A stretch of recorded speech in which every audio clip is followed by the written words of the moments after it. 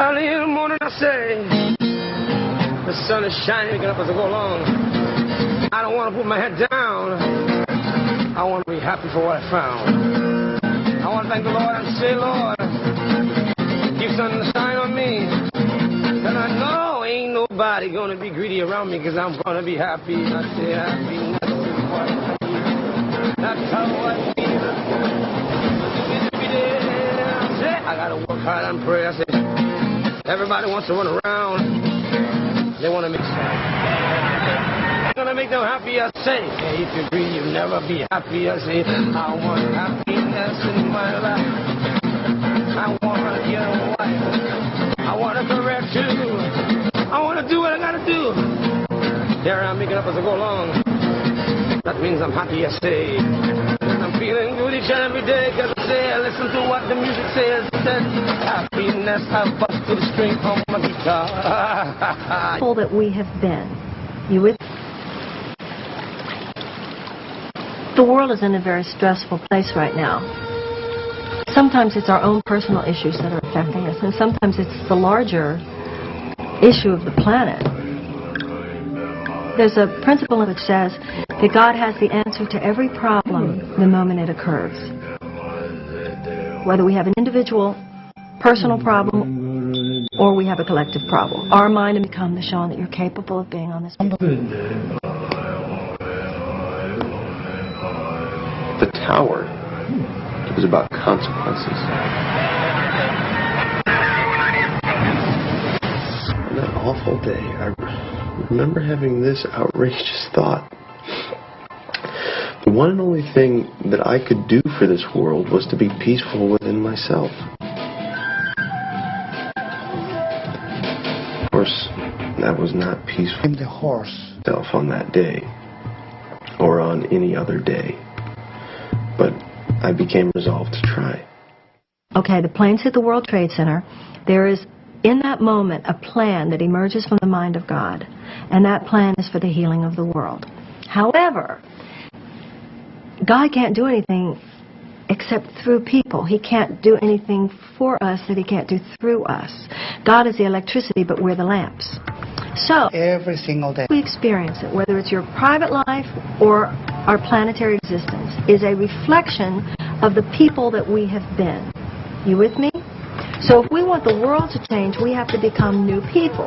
So here's the human race on a suicidal rampage. That's what's happening right now. The war on terrorism, the biological desecration. There are so many stress factors on the planet right now. So God's plan is for us to be people who have the level of wisdom and intelligence necessary. We have to become the people who, even if we can discern what it is we're supposed to do, have the maturity to be able to do it.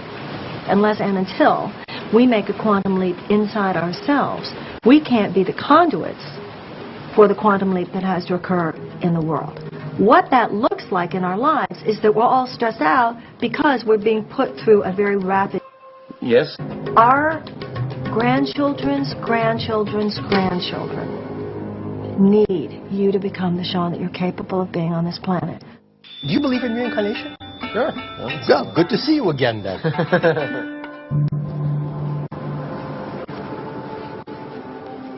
Rule number 1, don't believe me, but learn to listen. Don't believe me.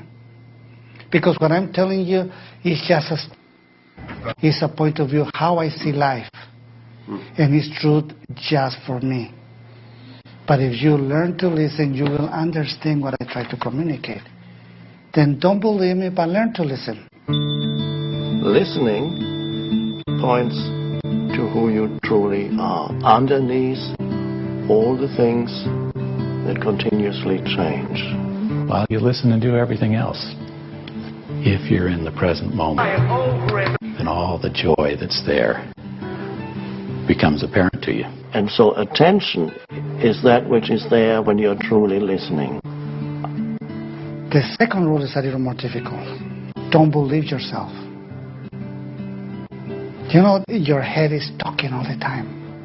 It's like a wild horse that is taking you anywhere. If you don't learn how to tame the horse will take you wherever the horse wants you. Out of his protest. Then don't believe yourself, but learn to listen what you have in your head. And the third one is very interesting also. You don't believe anybody else. Exactly for the same reason. Whatever they tell you is truth only for them. And it's the way how they express the experience that they have in life. But if you learn to listen, you'll see that in between all those lies, the truth is coming. And you will be able to perceive that truth.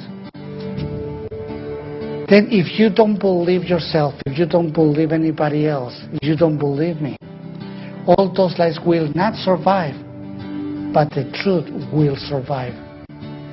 Believe it or not, the sun will be in the sky every single day. You don't need to believe in the truth that the truth exists. But for the lies to exist, you need to believe in those lies. If I don't believe myself, and I don't believe anyone else, then... Not as an attitude. No, really don't believe it.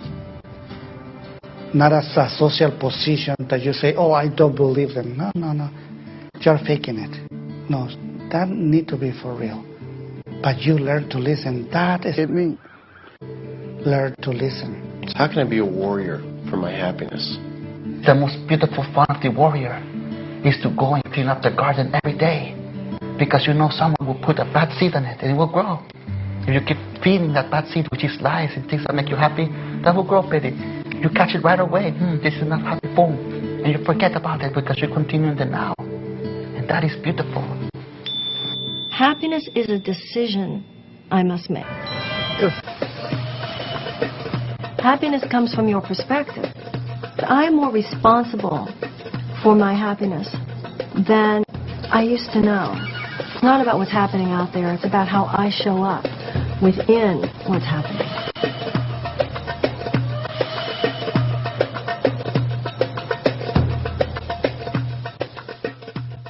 Every individual brings a little piece of the piece. A little piece here. And pretty soon, you'll have a big piece everywhere.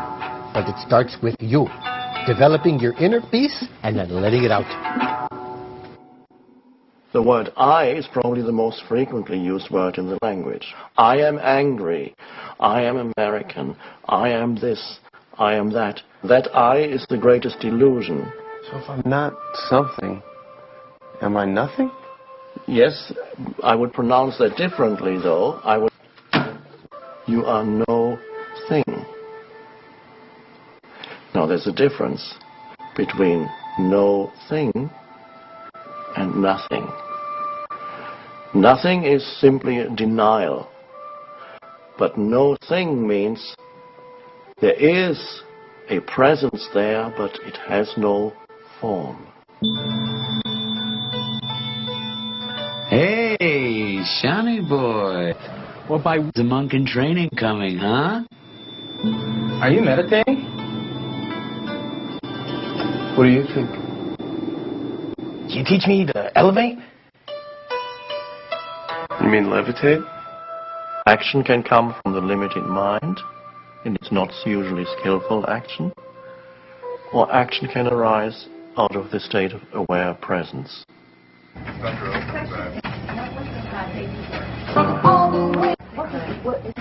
Sit. Listen, we need to talk. Oh, Sean, let's don't.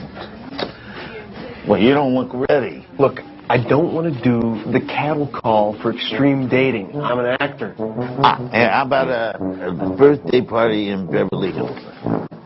Tell me that's a movie. It is a birthday party in Beverly Hills. I haven't had a real gig in 2 years, man. He's close.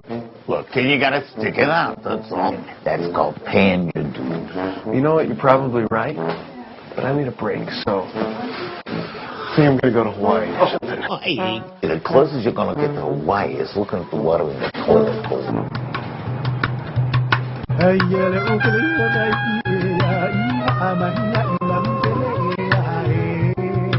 Why over and over and over and over throughout salvation history, the message to humanity being, do not be afraid.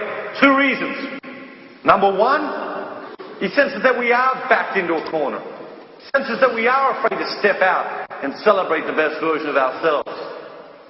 Number two, the reason God's message to us throughout the ages has been, do not be afraid, because he knows that the measure of your life will be the measure of your courage. Go home tonight and take the 5 people in the history books and then ask yourself, who would they be without courage? The answer? You wouldn't even know their names.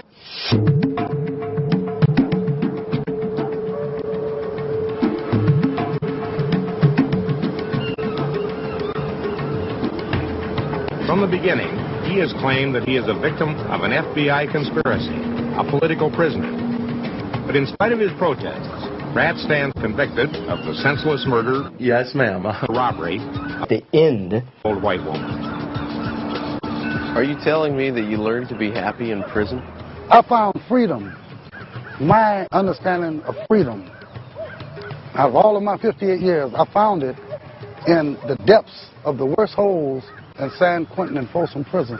It took the process of detaching from everything. You don't have any desires. You stop masturbating. So you don't have no sexual desire. All that. Mysteries. True freedom. The desire, the submission, the release of the ego, the understanding that you are just a small part of something much bigger.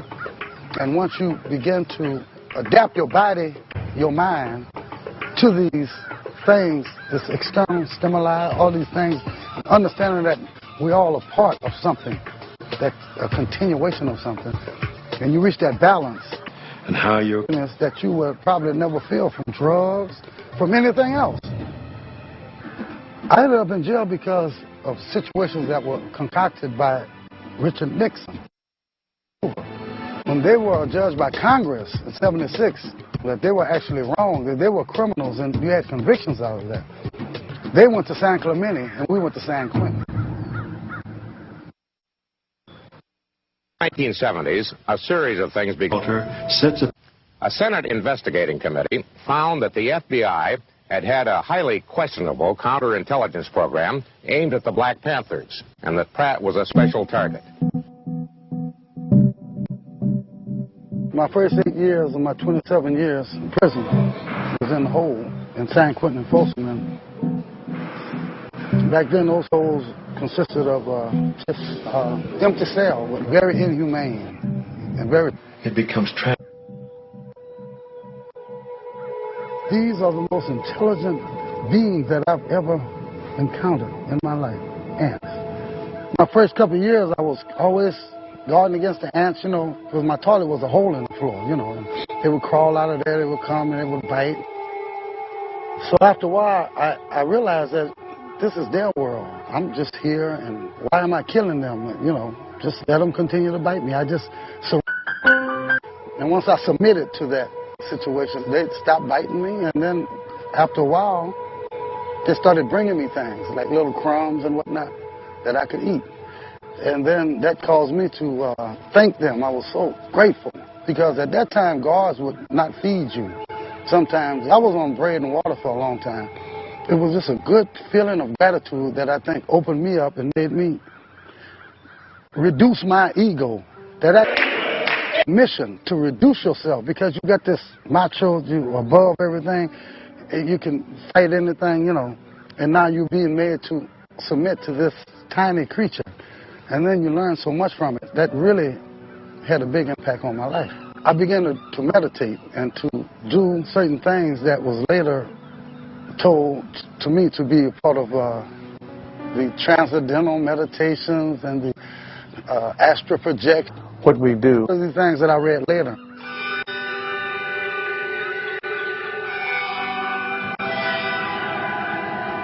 the Maharajnis, Krishnamurti, led to this thing that you had to let go. You had to not have an ego. You had to, not be attached to all of these things which are causing you to deteriorate. But once you reach that, it's like you are just like a spirit that's there because it has to be in and of yourself.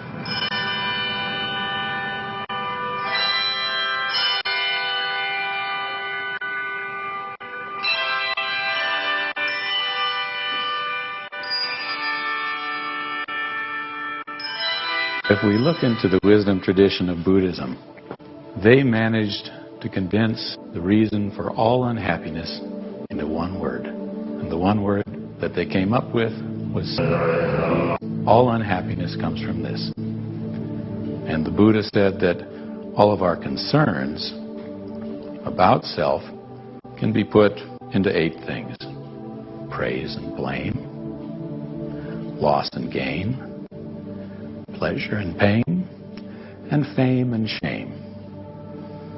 So pretty much anything that makes you feel up or down is in that category. It's one of those. And that's only something that you're concerned about when you're operating from a self-center.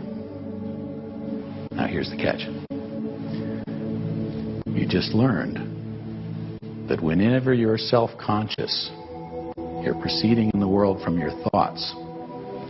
You're not in reality, but you're in a universe that revolves around those 8 things. And so you react to everything according to how they affect you. Did it give me pleasure? Did it cause me pain? Did I lose something? Did I gain something? Everything's about that. And your happiness rides up and down. So Buddha saw everything in this wheel. They said, if you're on that treadmill, you're lost, because one will come to the other. So you have to move into the present if you want to be happy.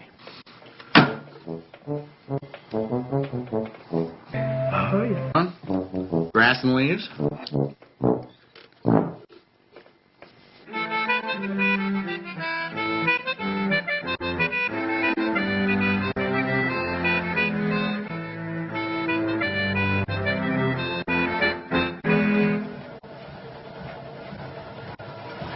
Hello. Sean. So what do Jews expect from you? Jews are, first in my life, it's broached me, a people of doing, of practice. We don't have any of this salvation issue. We don't believe people come into the world in need of being saved. You're sort of expected to make something of yourself, something that has eternal value. We also believe that the way to do it is sort of like what I'm doing here.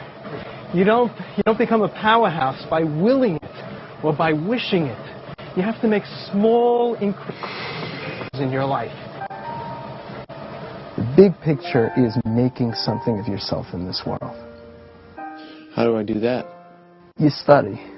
You find out about yourself, and you find out about God.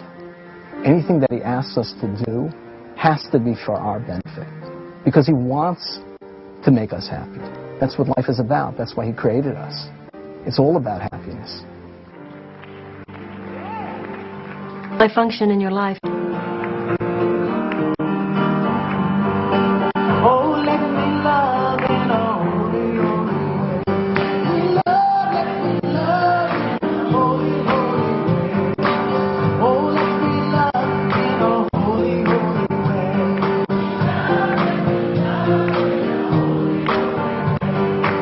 Oh, let me learn from all the ways I fail. Thinking.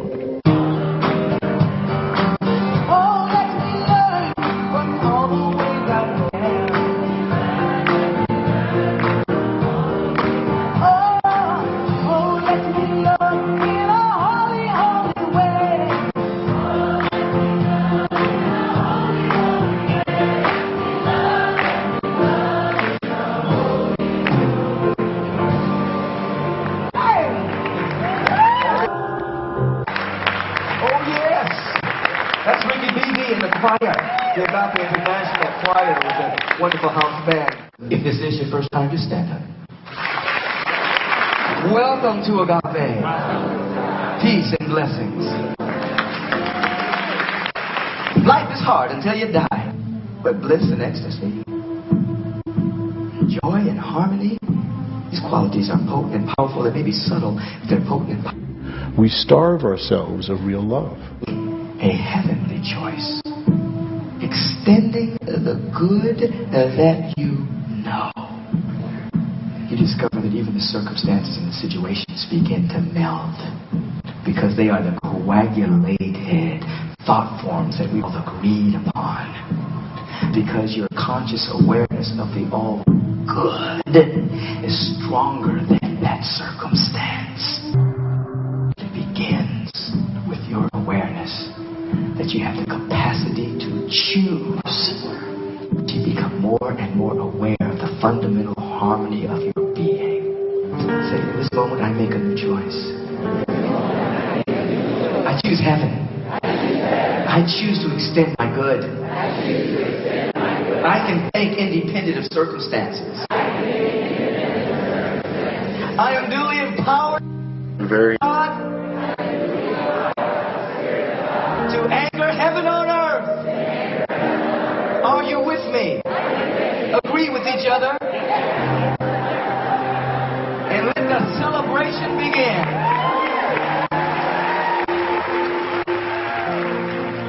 Religion is now evolving. We're becoming aware that all of us have the capacity to be God conscious or to be love conscious and to remove our keep tying yourself to of circumstance. This guy's looking at me. Why are you looking at me? Come on, just... Can I get in, please? Hey, hello, can I get in? Anger is an emotion that covers up fear. And oftentimes we have anger because we're afraid to feel our fear. We develop compulsive behaviors. But if you're willing to just stop and acknowledge that you're afraid, then you can also agree within you, you're bigger than the fear. I believe we grow two ways, pain or insight. And so you either get sick and tired of being sick and tired. Hey, Tweedledummer. Well, we talked about the towel being a part of the uniform. Who's going to clean up this sweat over here? It is all about service, dude. Yeah, I guess I forgot my... Or you have an insight that births you into another paradigm. I don't think I should have to provide that service, Damien. Suffering is not the price tag that you pay to be happy. Yes, yeah, and if you bring in 3 people for this month, we're going to give you a free gym bag. Okay, great. Yes, ma'am? Uh-huh. Yes, ma'am. Uh-huh. Happiness does not have to be something that happens of dust and of some kind of goal. Happiness can be along the way. It's a moment-by-moment choice. Hey, buddy. How come you haven't turned in those new session agreements? Oh, yeah. Because you haven't sold any this month. Now get on it. Damien, you're one of those brain-dead morons who thinks that stupidity is a virtue. Huh? Exactly. Oh, yeah. Lose the pot belly.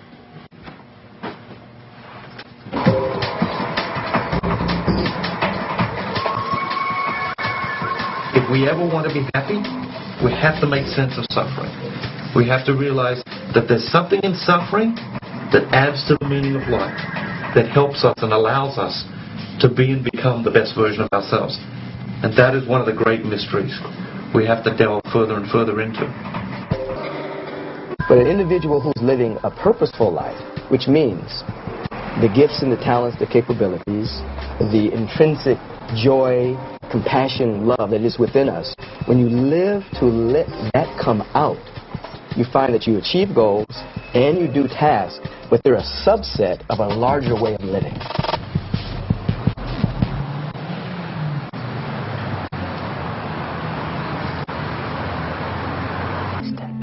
Here is one of the finest collections of wisdom literature in North America. And the idea behind that is that these are the great cultures of the world. Each one has its own wisdom literature. And they're about the laws of nature, the great principles of the universe, they're what we call perennial philosophy, all about the higher values of existence and how you acquire them. You know, Plato answered, he wants us to saying, if you organize your life around one of the higher values, all the rest will come to you because all the higher values commune with each other. And his highest value was beauty. So he organized his life around beauty. And to him, beauty was a being. But just organize your life around one of those higher values like beauty, truth, love, freedom, justice, equality. In an instant. And happiness will come to you. That would be his answer. I think it's a good one. And then, you know, the man goes in searching for the bull, and then he finds the bull, and then he uses a halter on the bull, and finally he gets on the bull, and eventually the bull becomes so tame that he throws away the halter, sits upon the bull, and reads his scroll as the bull takes him home. That's the story of our lives, you know, is controlling our animal nature until finally it becomes one with our higher nature. So the bull really stands for the possibility of every human being totally integrated, not being distracted by his lower nature, but by being assisted by it. So there's a somatic wisdom in our body. What religion it is? In every cell of your being. And once you get harmony with that, then the trip home is really easy. You can see this full blossom of the lotus that covers the Buddha. There's a total protection to him. And here's the 1,000-petal lotus, symbolic of full illumination. While the lotus comes out of the mud and the darkness that is below, it becomes transformed in the realized Buddha. So we all have a Buddha within us. And this represents its full blossoming. Isn't that a great, great promise to think about? What it says to me is that, well, happiness is an inside job. And you can see the total contentment in the look of the face and the posture.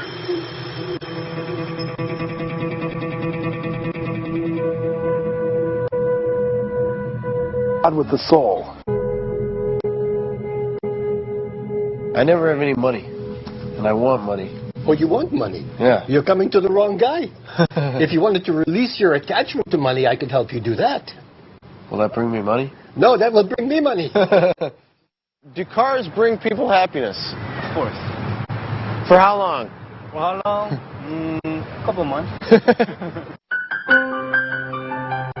You want to be happy for a whole day? Go. If you need to. Great. But it doesn't last. And then the credit card bills come. You know, if you want to be happy for a whole weekend, do whatever you do for a weekend. Go fishing. Go golfing. You want to be happy for a whole month? Take a vacation. Go down to Australia. You have a great time. If you want to be happy for a whole year, inherit a fortune. But if you want to be happy for a lifetime, you've got to find a way to make a difference in other people's lives. You've got to find a way to make a contribution. Most people are so concerned with getting to success that they forget. And that's the great journey, is the journey to significance, not the journey to success.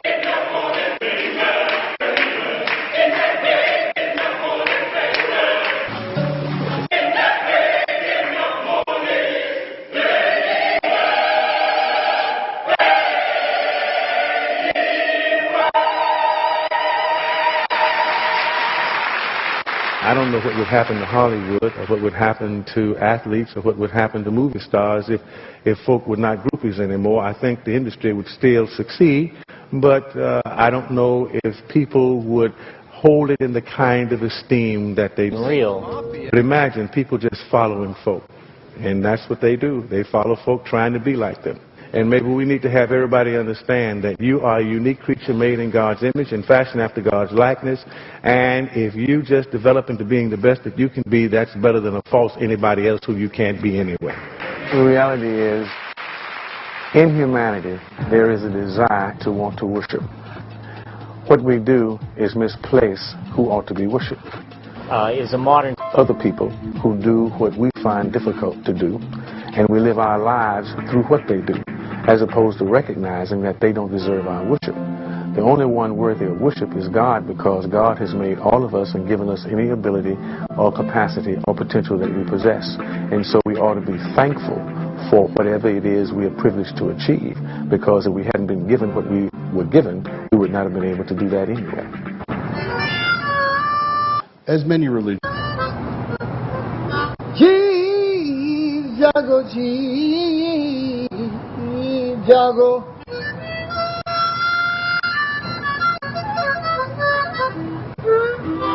Gaura Chandra Bole. I'm not here because I have to be here. I'm here by choice, because I understand the world that are all. We are in the material world, and it's like being in a house which is on fire. If you're awake and all your family members are sleeping in a house that's on fire, what kind of individual would you be if you just run out thinking about yourself and leave everybody burned to death?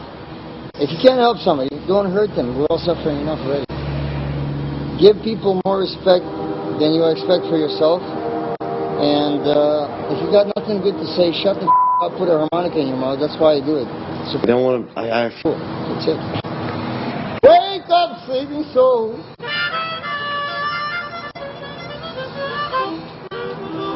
Wake up, sleeping soul.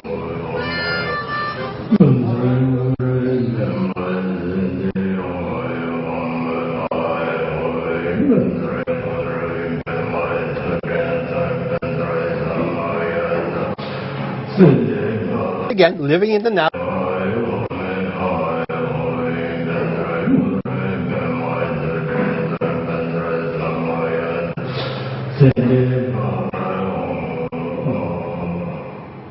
Happiness has to be within.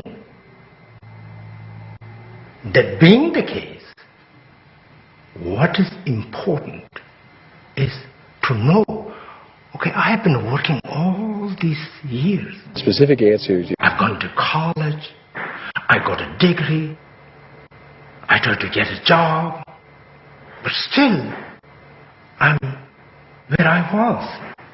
So, what is really happiness? And we need to talk to our own self. Hey, Sean, what is wrong? What is lacking with you? And when we do a genuine goal, action to our own self, it has always been me, mine. And if you want to go a little bit beyond that, ours. So there's always, we are making a distinction between oneself and others. And that is a very important finding. Why every one of us are in this rat race. Change the emotions. Why? Because we have to get to the destination. Because that is ultimately going to be the source of our relative happiness. This is our contention. This is how we understand. So it is that I, me, and mine, which is the very source where we are. That's why the great awakened ones. Because one day you will realize. Maybe sometimes you want to know what you were in your past life. Look where you are now. That is the very reflection as to what you were in the past. Then the great being says, however you want your future to be, look into what you do now.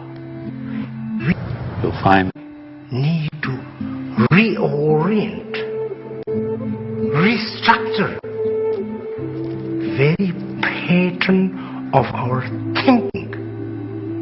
That is very hard, but our happiness lies right there. Okay? Okay. Oh, yeah. They're different energy centers. They all have... Yeah? Let's try that, okay? Okay. Hoo, hoo, hoo. Ho, ho, ho. Ha, ha, ha. Hee, hee, hee, hee.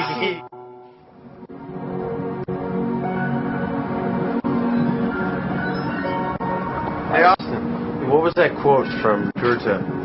Das ewige Weibliche zieht uns hinan. The eternal feminine draws us onward. You're not in the house. It's December 21st, 1980. It's about midnight by the time we've gotten around to it because the full moon is really high in the sky. She's sitting there with her back against the window. I remember everything about her hair, how beautiful she looked. I guess, like a lot of guys, we're just bluffing it. We're only doing what worked with the last woman each time we meet a new woman, right? And at 22, I was a bit tentative. She was 9 years older than I was, more experienced worldly. And she must have understood my tentativeness. All of a sudden, for the first time in my life, it's broached to me that sex isn't about getting to the orgasm, isn't goal or... Begin to experience about goals. It's not about getting to the final end of the journey. It's about enjoying the journey. If you enjoy the journey, it won't matter what your goal is. It won't matter what goal you get because you don't always get what you want. Anything you want? What's good here? Well, the pastries are real good. And the quiche rocks. Oh, okay. Well, then I'll try the quiche. You get what you get. Life is short. Cram as many wheels a day. Well, how's your salad? It's good. Yeah, I love lettuce. Not me. You got to grow old gracefully, but you're very mortal. And these experiences only happen in one lifetime, and you've got to grab every single one that goes by.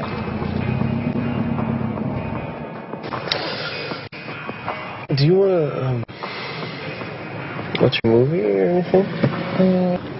You don't? I can't. Well, do you want to fool around or anything? No. How old are you? 24. Well, the first thing you need to do is stop calling them girls. Women? Okay, that's better. That's the beginning. Women. Don't understand You don't women. understand them? No.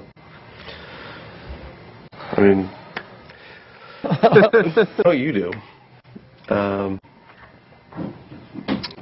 Why is there such a disconnect between men and women? Why is there... why does the eternal feminine draw us forward? Why does the eternal feminine draw us forward? You mean why does the eternal feminine draw a man forward? Yeah. Because that's our function in your life. My function in your life is to call you forth. Now, your lies on top of the... is to call me forth.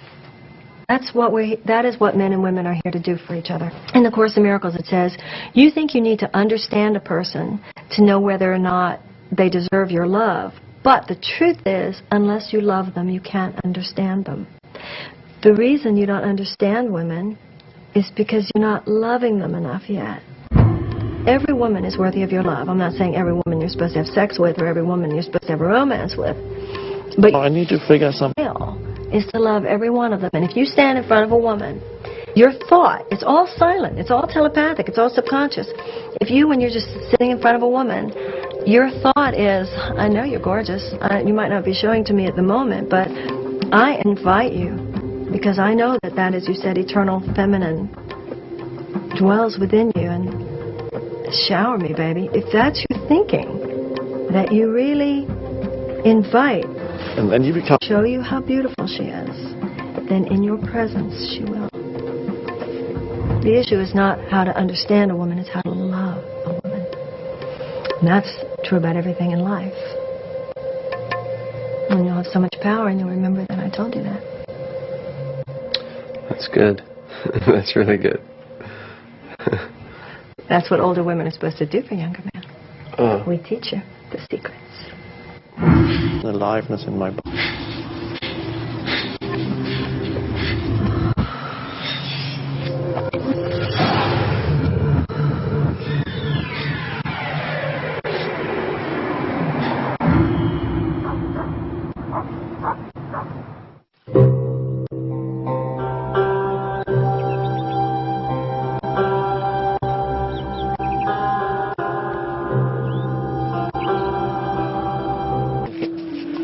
We have a deep narcissism in us, all of us.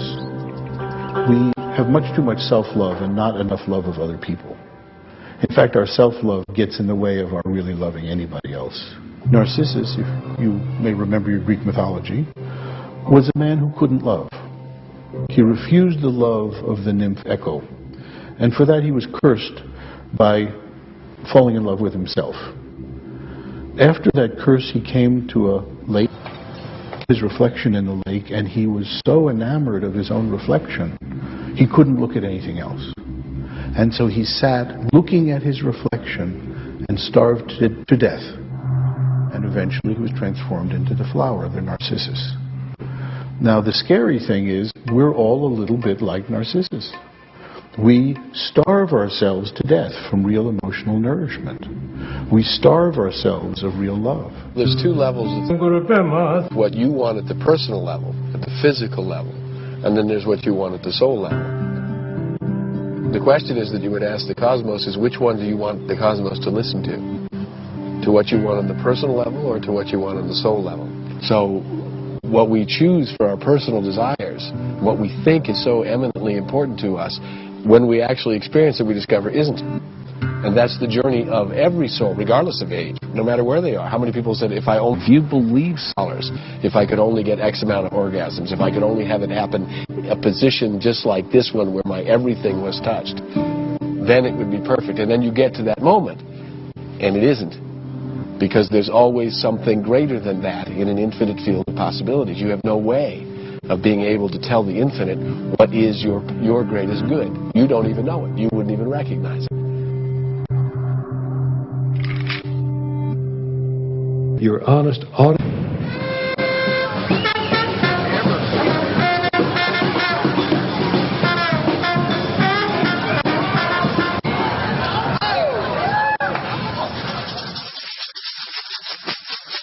Agila doyan kuo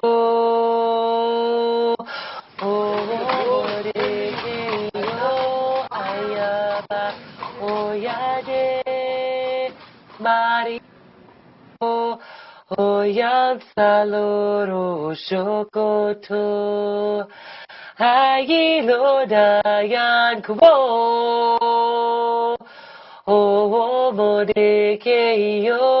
ayaba oyade mariwo. What is it that you're actually looking to achieve? Little things make me very angry. And a lot of times I'm just trying to cover it up. You are the main character. Isn't going to change that. You're looking to attract, but what you really want to attract is your real self and your spiritual self. If that's your way, the physical way is your way to reach that little piece of perfection, that momentary peace of mind. At least it'll give you a little hint of what true spiritual perfection is. And that is the simplest thing in the world. That's the hardest thing to get, peace of mind. So why is it that I want to be unhappy? We don't realize the world that's available to us until we stop the addictive pattern, the behavior that keeps taking our focus and tying it to the physical plane. You're noticing someone's wearing something that pisses you off. They're saying something that pisses you off. They're looking at you in a way that pisses you off. And you just keep tying yourself to that plane. You're not letting yourself... A spirit just like you, wearing these funky clothes, trying to fit in. You're seeing them as competition. You're seeing them as in your way. You're seeing them as in your face. You're not seeing them as people in the same human struggle that you're in. And as long as you keep tying yourself to the physical plane, you're going to see everything that's wrong with them because you're there too. And it's seeing the beauty in other people that gives you peace. And seeing the physical looks and the stupid shoes is everything that separates you from them. And as long as you see what separates you from them, you're going to be pissed off forever. What's true about the illusion of the physical form? I don't understand. But this is real. Maya, it's the illusion. My body is real. What do you mean?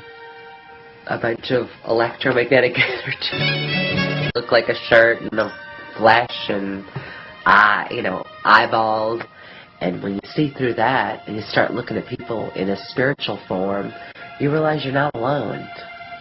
And when you don't feel alone, you don't feel so damn miserable all the time. The spiritual plane and the physical plane are operating always at the same time. It's all operating together. So when you join with someone physically, you join in with them spiritually. I'm going to try to make you a potion that just helps your perspective out a little bit.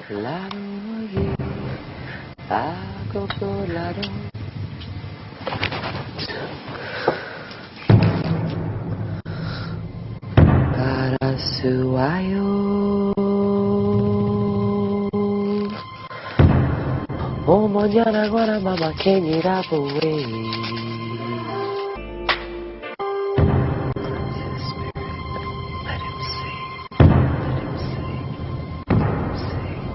Okay. This is your potion oil. You're going to use this to focus. You're going to use this to get to your highest level of consciousness. It smells really good.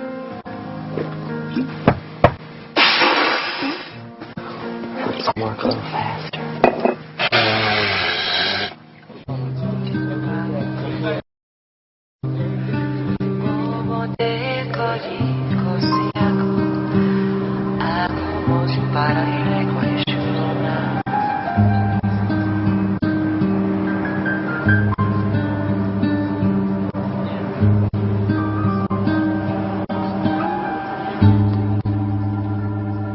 This universe is just a speck of dust in the eye of God. Each of us have a direct radio link to higher wisdom. There's one power, there's one presence, there's one life, there's one God. Everything is energy.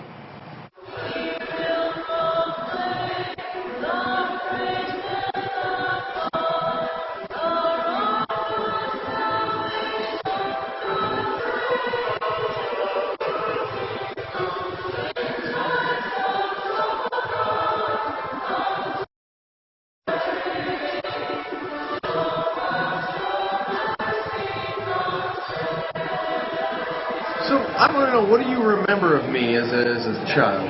I remember I taught you how to serve Mass, and you were very squirmy. I remember that. What do you think about this live in the now thing? You ever hear that? No, I haven't, but I think it's a good idea. You know, yesterday is history, and tomorrow's mystery. So all we have is today. We're not guaranteed tomorrow. So, as the old Latin say, you know, carpe diem, seize the day. Most people spend the first half of their life saying, I'm too young for that stuff. And the second half of their life saying, I'm too old for that stuff. People don't fail because they want to fail. People fail because they don't know how to succeed. And as Napoleon said, those who fail to plan, fail. We've got to come up with a plan, people. We've got to come up with a plan, because you're not just going to wake up one morning, look in the mirror and say, there you are, best version of myself. Where have you been? I've been waiting for you to show up.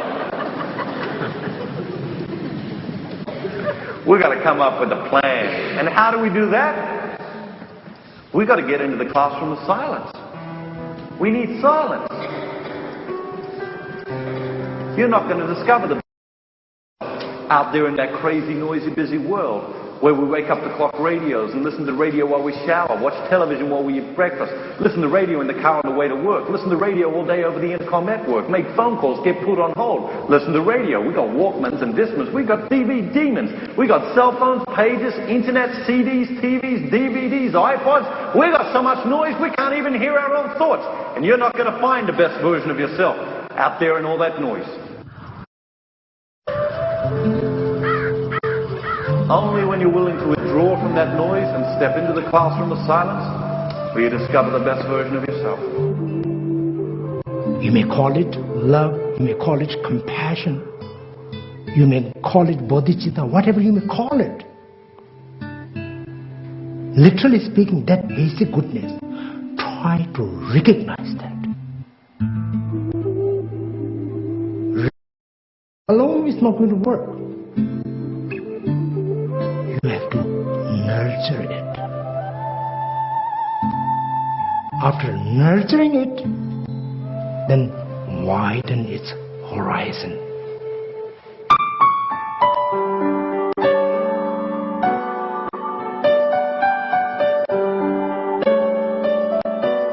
I don't think happiness is a feeling. I think happiness, it's having an awareness that there is a supreme being, a God, that is in control of everything, and that somehow that higher power has an affection for you and for me and for everybody, and is in the process of creating good out of all things.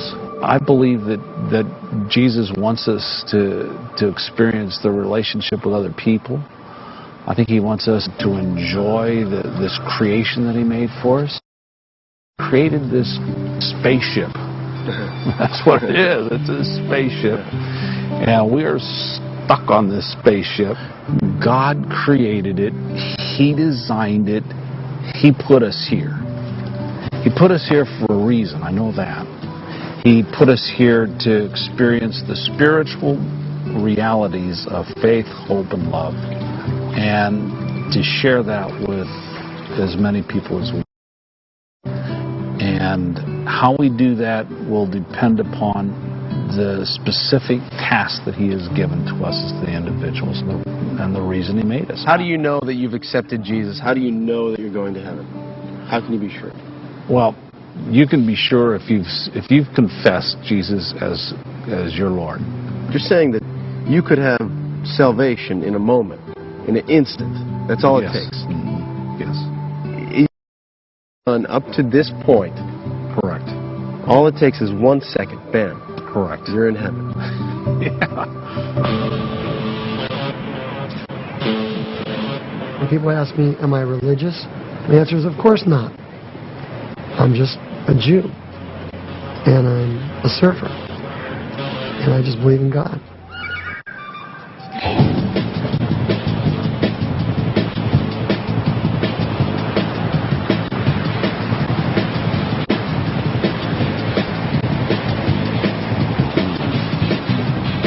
Like everything else, there's a certain preface to where you want to go in life. And surfing develops in a person a lot of inner discipline and determination to not give up. Because a real surfer has got to be able to take his lumps, wait out those long periods of no wave, and be able to do it with tremendous discipline and not lose interest.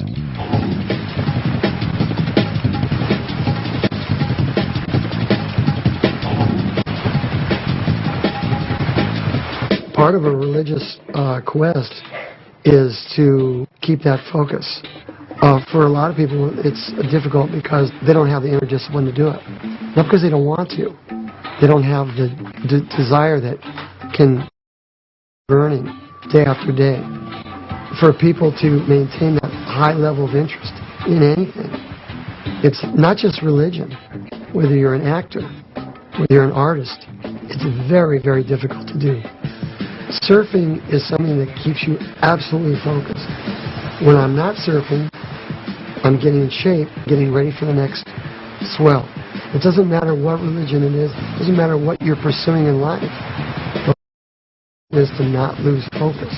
But the basis has to be the attitude and the perseverance.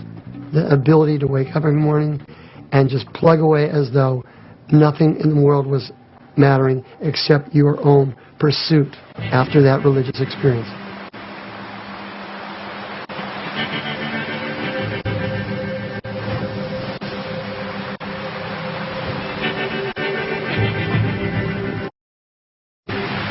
When you're surfing, after a while, you're going so fast, and there's so much energy and power. It's an outer body experience, in a way. And that's the religious experience in a nutshell.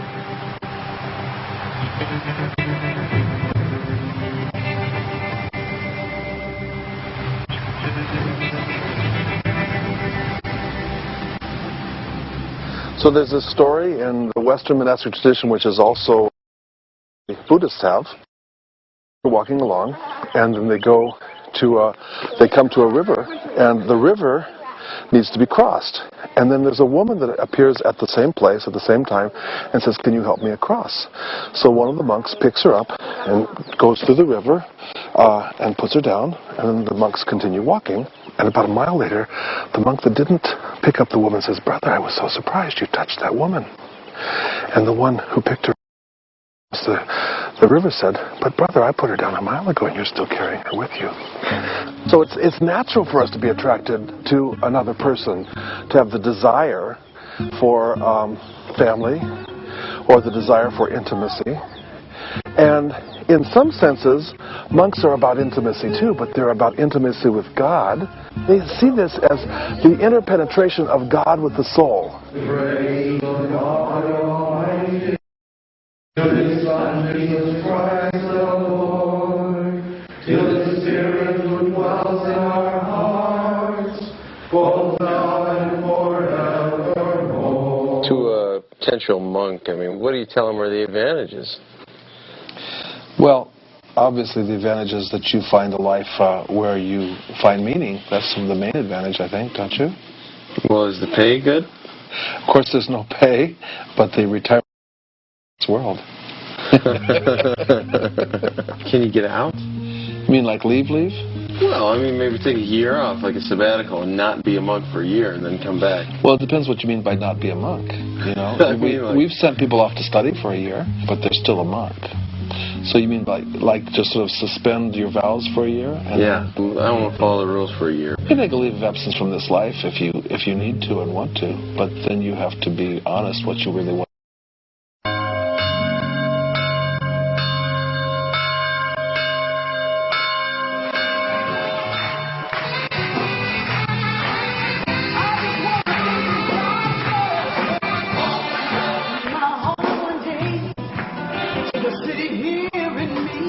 I had to let go of the way I thought and the way that I used to be.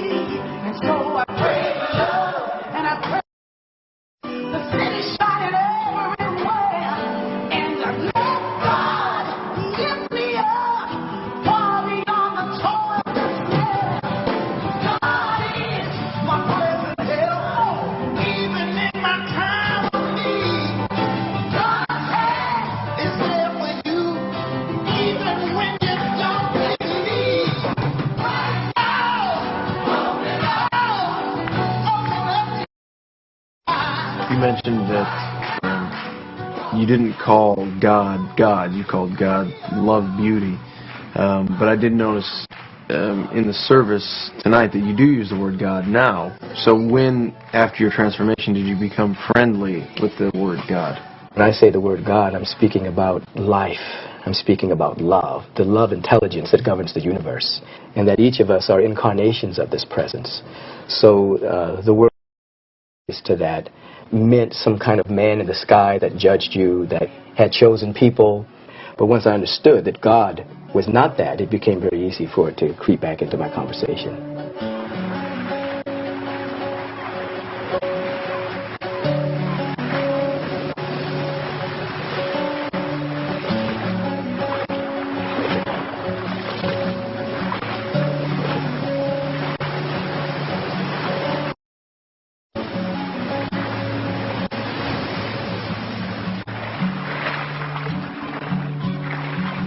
The way that I will feel about myself is not determined by how you look at me. The way that I will really feel about myself and experience myself is determined by how I look at you. And that's exactly the opposite of the way that most of the world thinks. You know, the world is totally at the effect. And what this does is put you at cause.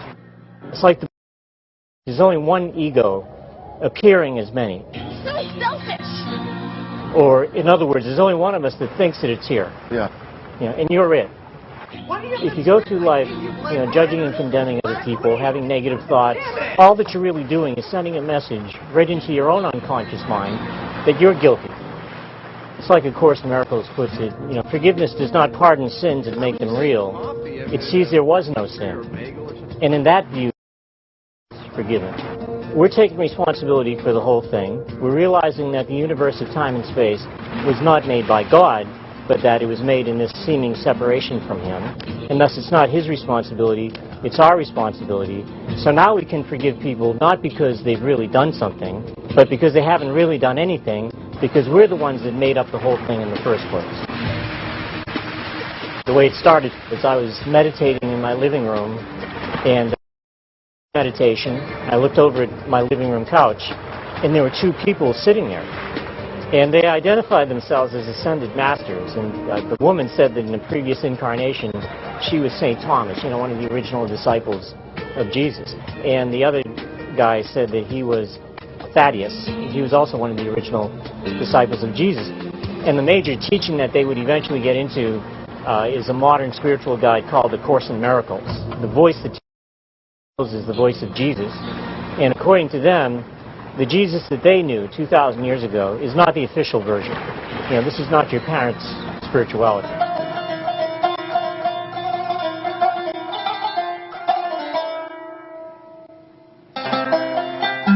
You don't look like an Aikido master. I'm not. I'm just an old guy who's been doing Aikido for about 40 years. But let's try something. Punch me in the stomach.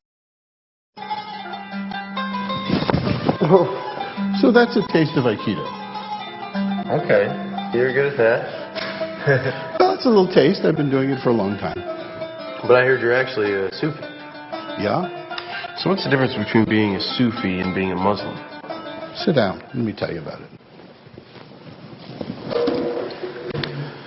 Islam, as many religions are, is focused on outer practice. How do you act morally and ethically in the world?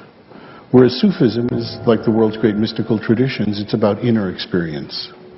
My old Sufi master told me, anyone can learn to pray, anyone can learn the outer ritual of prayer, but Sufism means to develop a heart that can pray.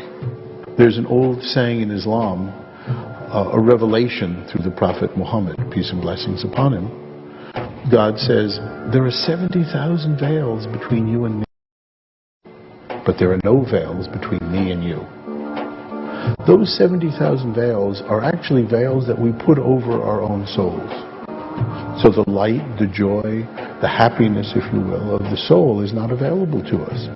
Not because it's not there, but because we've covered over with our concern with other people's opinions, our running after things of the world that are all ephemeral. How can I uncover my soul?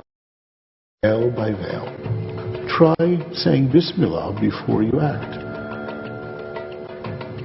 Bismillah. Bismillah.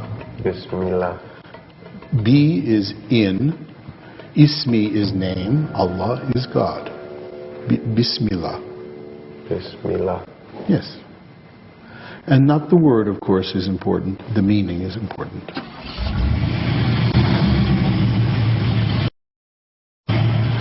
Yeah, it's really powerful, and I was really scared. I don't want to be afraid to try something different. I don't want to get into repetitive routines of, self-destructive behavior.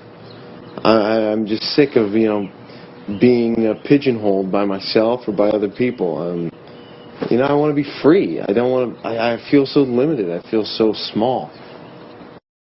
For me, I have a few basics. Patience, timing, kindness, honesty, inner peace. That's a good guide. Patience, timing, kindness, honesty, inner peace. Right. In my opinion, the real test is the action. You have the knowledge, you have the understanding, now what are you going to do with it? Where's the value? There's no value in just knowing. The value is in doing. God dwells in the depth of your being, not as some entity, but as the formless one life itself. Would you like to live in the now more? Yes. Yep, too late. Already then. Yes. Up, again, try it again. Living in the now. Yes. Up, too late. Yeah, you got to be instant. Otherwise, you're in the next now. I am the now, in essence. I am not what happens. I am the space in which everything happens. That's your true identity. What is real? What is real is the cosmos itself and your relationship to it. That's what's real. Discerning what that relationship is and how to work in it is the journey. That's the journey where you are in your life. So if the physical world isn't necessarily real, why would it matter if I did good things or if I became a mass murderer? Well, two things. First of all, the physical world is real enough for what it is. It's not cause to itself. There's a big distinction there. But the specific answer to your question, the philosopher Ernest Holmes said, mistake and no punishment but the logical outcome. So if you make mistakes, meaning that they bring you an outcome that you don't want, then that's the answer to your question. If you got an outcome that you totally wanted, you would find out you didn't want it. The reason being that what we are is an aspect of an infinite possibility. And when you outline specifically how you have circumscribed the infinite, you've told the infinite how it is you will be. Now that creates a conflict because your soul has told the infinite what it seeks is to be at one with the infinite. So the average person is not experiencing reality. They're experiencing their thought about reality. Now, in terms of do we create that? Yes. We create our experience of reality. Happiness does not have to be something that happens at the end of some kind of goal. Happiness can be along the way.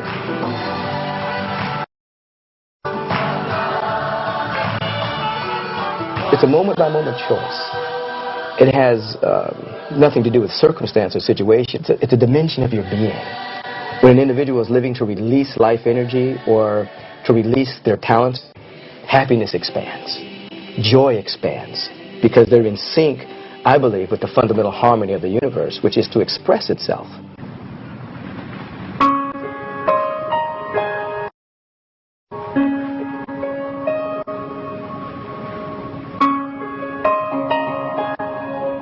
The reason why people think there are many, many moments in every hour, in every day, in your lifetime, because what happens changes continuously. The forms around you change continuously. The thoughts that go through your head change. The emotions that you feel change. The people around you change. People think every time it's a new moment. This moment and another moment and another moment. If you look more deeply, you see it's not another moment, it's always now. But the form that appears in the now changes continuously. But it's always now. And ultimately, now is who you are. The space of now is the space of I. And then things happen in it and they change continuously. The world that the senses perceive is the realm of effect. The realm of consciousness is the realm of cause. So when your consciousness shifts, you have an ability to affect situations in a way that you have absolutely no idea about. So there is no out there. Not really. The Course in Miracles says one day you will realize everything's happening in here. There's an old story. Extension agent who's going through the countryside, and he comes upon this farmer sitting on his front porch, rocking in his chair, chewing a piece of grass, and the extension agent says to the farmer, "Wow, great field you've got, great. You know, your whole farm is just beautifully manicured. It's gorgeous. I mean, it's really terrific. God's really done a great job with your farm." And the old farmer says, "Yeah, but you should have seen it when God had it all to himself." You know, we're part of our creation. You can't be separate from your own creation.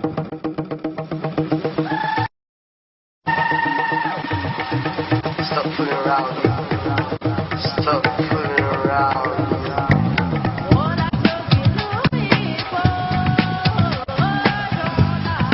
So, Stephen, what exactly is it that you teach here at the University of Philosophical Research? I teach attention mechanics. What's that? Well, in pursuing an understanding of your consciousness, you'll find that you are what you do with your attention. So, know where your attention is, what you're doing with it, what it's doing, you won't really have a clue about how things are coming together in your life. Does that mean that you pay attention to what you want and just don't pay attention to what you don't want? Yeah, so what do you want? I want to be happy. You want to be happy.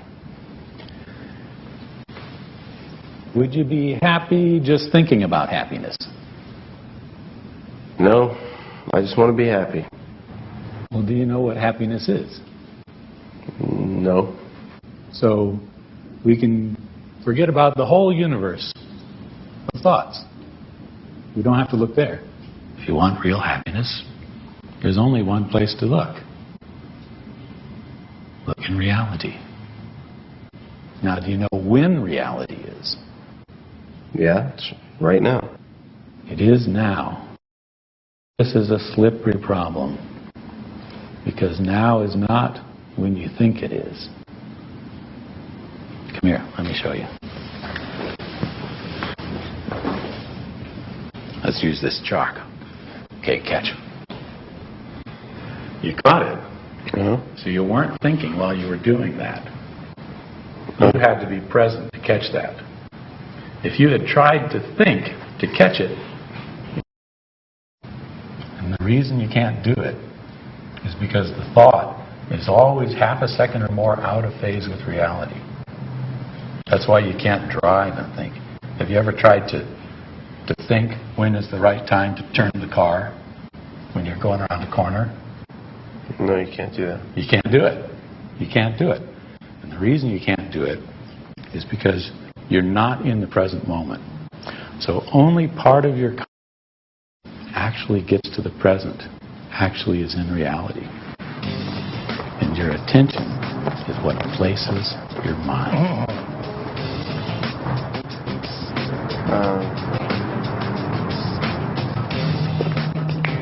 Check and mate. Well, one thing I've learned about happiness is it's not always about getting the thing you want, but it is about learning how to be with what is. Imagine that there's this great field. I mean, look at where we are right now, but even right here, you can just imagine there's this great field, and it's your field, and you get to bring forth your dreams, which is really discovering who you are in the process of working on your dreams. You learn to even out your experience so that you can give of your full presence into the moment that you find yourself in, into the experience that you are in this day. And you begin to experience what you're really claiming here and looking for, and that is a sense of freedom. With that comes a kind of creativity that brings your essence, because you came here to give your gift. Nobody can give your gift.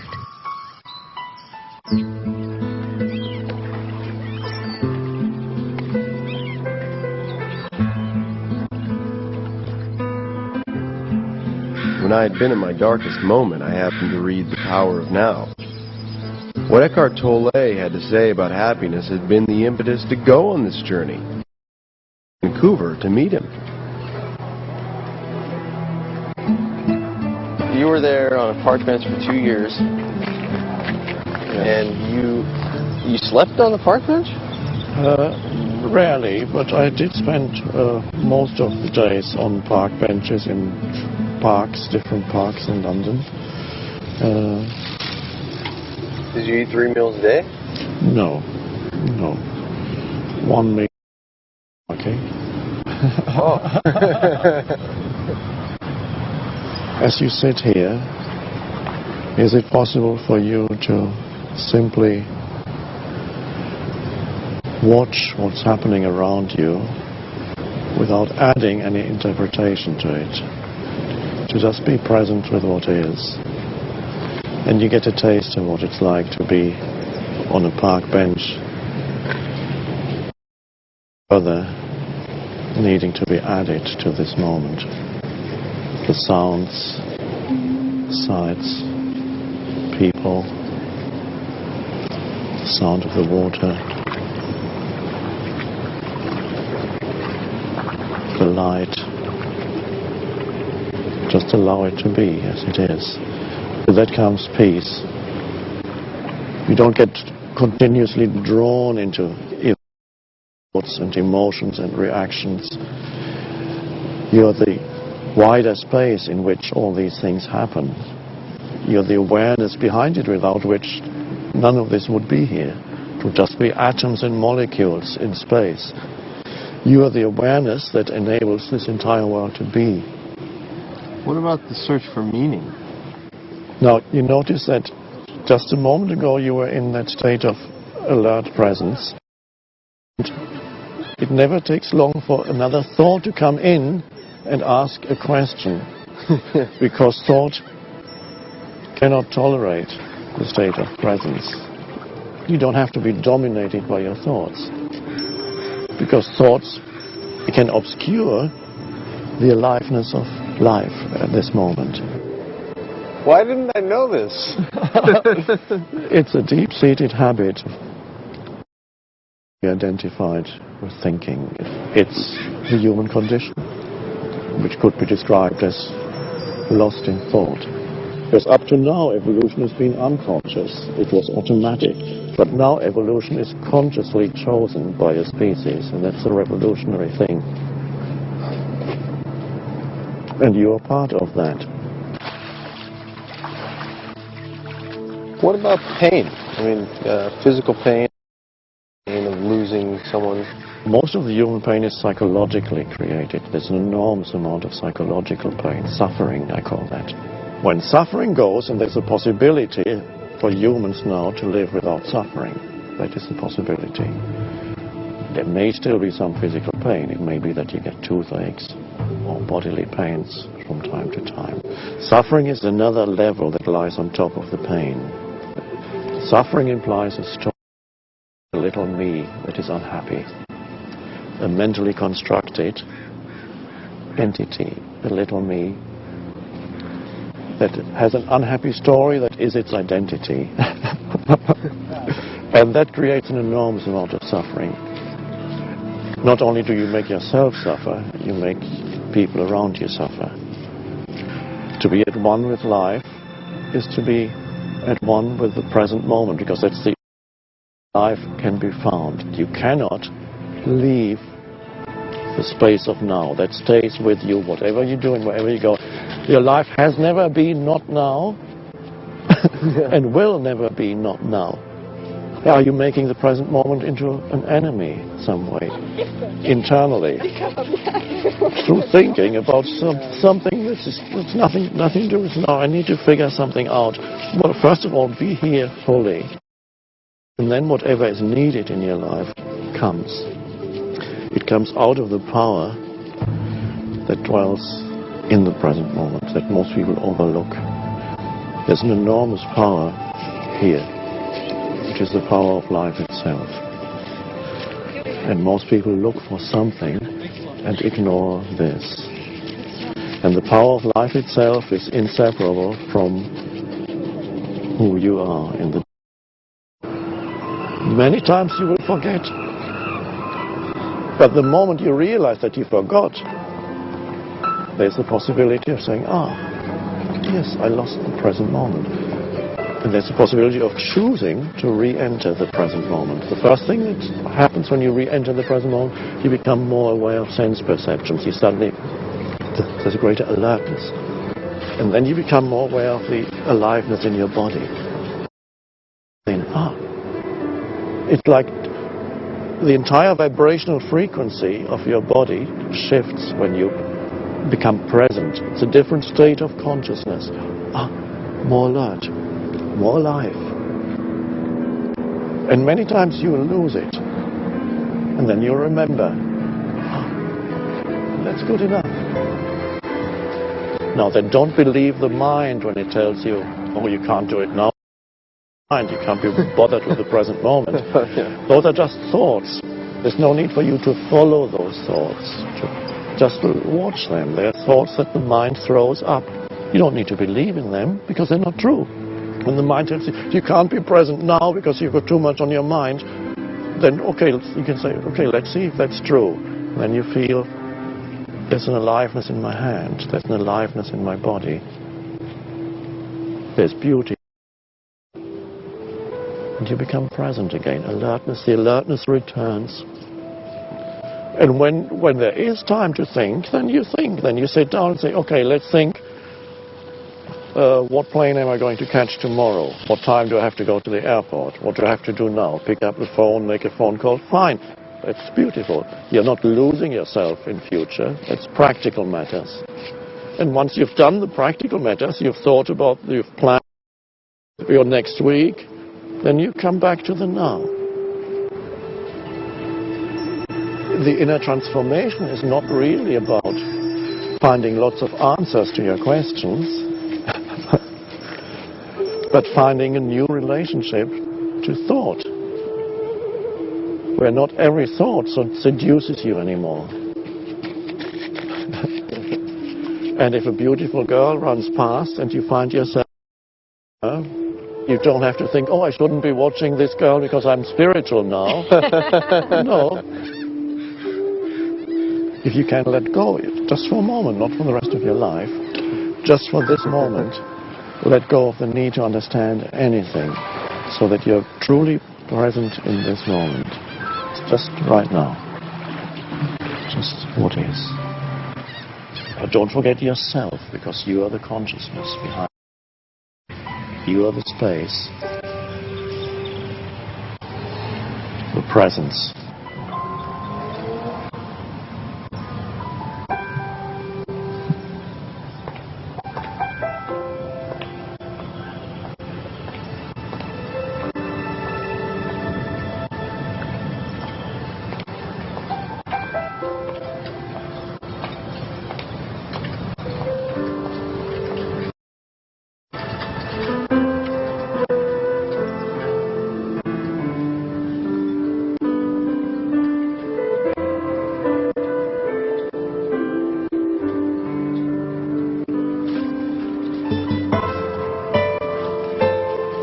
Life wants to support you, but first you need to be open to life.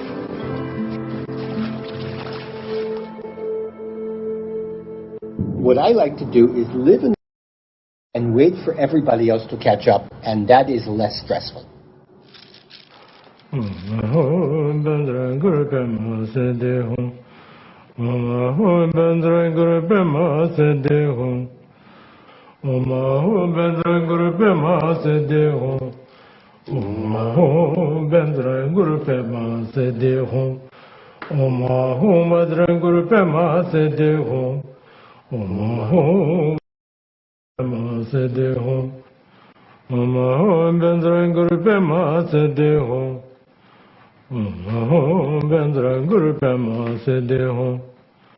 Self-love and appreciation simply means that you're loving what the universe, what God has created as you. It's not being superior to anyone, nor is it being less than anyone.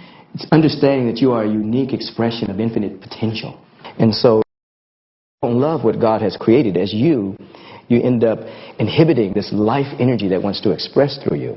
So the old notion of poor is me, I'm a dirty sinner, actually inhibits the flow of life. A man's greatest psychic need is to have his thoughts respected, and a woman's greatest psychic need is to have her feelings cherished. Isn't that incredible? If you believe something, your actions will display it. In a newspaper in the morning without feeling crushed, without feeling like, this is what the world is supposed to be like. But to the person without faith, what you see is what you get. There aren't going to be any answers. The person of faith isn't going to have clarity about God's mind because he or she is not God. But he or she will know that there is an answer. High intellectual development, happiness. It's only when knowledge becomes wisdom that a person can become happy. Wisdom is knowledge ensouled. By that we mean when you were a boy, your mother may have told you, now, Sean, honesty is the best policy. And you say, oh, sure, mother. But it doesn't mean a thing until you've ensouled that and that you're honest automatically under every situation. So, wisdom is the key to happiness because it represents those experiences in life that you have ensouled, and they become attributes of your own nature. What we do now is how we are presentable to others. We never ask how I am presentable to my own self. The word, it is the magic wand of the Toltec magician. That word right there, what we do with it as gardeners, is everything. And this is keeping our intent and keeping our will and being loyal to our dream. Then, if you use the word impeccable, your life will be always happy. When you use the word against yourself, you are creating all that tragedy in your life. You cannot blame anybody but yourself. I'm running out of breath, man. I got to turn on my engineer thing.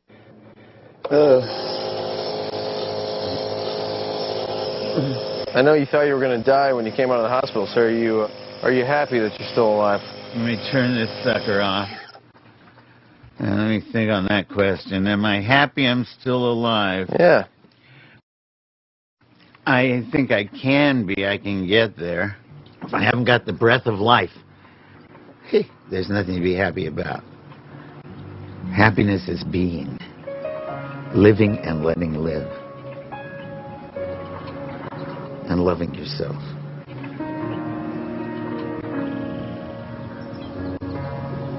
You are here because you are the main character in the story of yourself. Story, in some ways it's worked, and in other ways it hasn't worked. And so the character in the story has come here and wants to know how to make the story work better. Isn't that so? Yes. Now, whatever answers anybody can give you of how to make the story work better, there are things you can make the story work better, but all that doesn't really help unless you get to the bottom of the story, the I behind the story. Then, if you are in touch with that throughout your life, the story will unfold with much greater ease, because there is a deeper dimension that is there. If the main character in that story, you, has never known the deeper I, the timeless presence that is the consciousness that you are. The attentive, spacious I.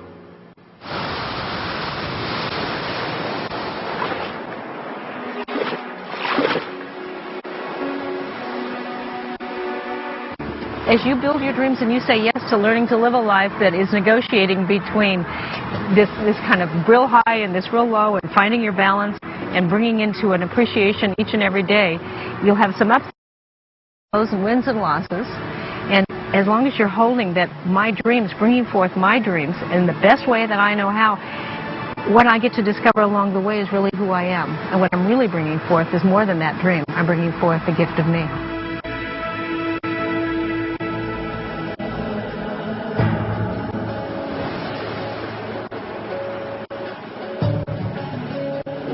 During my quest, I learned a lot more about who I am. Now maybe I'm ready to forget myself. Of course, my quest continues, but now something I read a while ago that Krishnamurti said finally makes sense. The moment you're asking, am I happy? You're not.